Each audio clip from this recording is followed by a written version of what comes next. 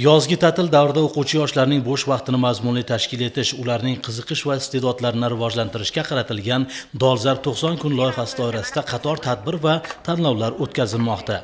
Yozning ijodkor yoshlari tanlovining viloyat bosqichi Kitob tumanidagi Barkamol avlod bolalar maktabida o'tkazildi. To'qish to'garagi a'zolari o'rtasida o'tkazilgan bu tanlovda tuman maktabgacha va maktab ta'limi bo'limi, viloyat Barkamol avlod bolalar maktabi, tuman ma'naviyat markazi mutasaddilari ishtirok etishdi. Barkamol avlod bolalar maktabidan eng yaxshi to'qish bo'yicha to'garak a'zolari ishtirok etishmoqda. Hamma ishtirokchilarga omad tilaymiz.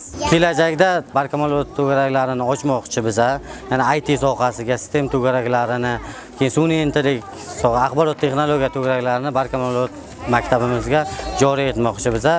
Tumandagi Barkamol avlod bolalar maktabida 7 ta yo'nalishda 21 ta to'garak faoliyati yo'lga qo'yilgan va ularga 877 nafar o'quvchi qamrab olingan.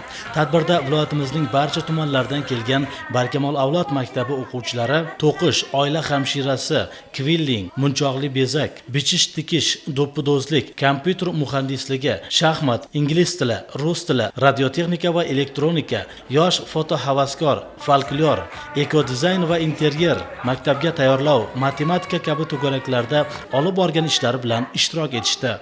Yurtimiz bo'ylab bir ajoyib loyiha davom etyapti. Aynan yoshlarni bo'sh vaqtini mazmunli tashkil etish maqsadida 13 dan ortiq hamkor tashkilotlar bilan birgalikda barcha ta'lim muassasalarida o'sha turli xil loyihalar amalga oshirilib, viloyat hududlarida joylashgan Barkamol maktablarini eng ijodkor yoshlari yozni biz bilan, ya'ni ijodkor yoshlar bilan o'tkazing loyihasi doirasida eng iqtidorli yoshlarni tanlash bo'yicha bir ajoyib uchrashuv bo'ldi. Ana shu uchrashuv doirasida ham ko'rayotgan bo'lsak, yoshlarni tayyorlagan bir qo'l mehnatidan qo'li guldir o'zbek ayolini deganda mana shu kichkintoylarimizdan boshlab bir ijodga yo'naltirganligini, mana shu ijod maktablarida ham ajoyib bir iste'dodli bolalarni namoyon etish ham, ularni o'sha turli xil to'garaklarga jalb etishda, ta'til vaqtida ham bolalarimizni mana shunday to'garaklarga jalb etish, ularni iste'dodini namoyish etish, ularni rag'batlantirish, kelgusida ham kasb tanlashga bo'lgan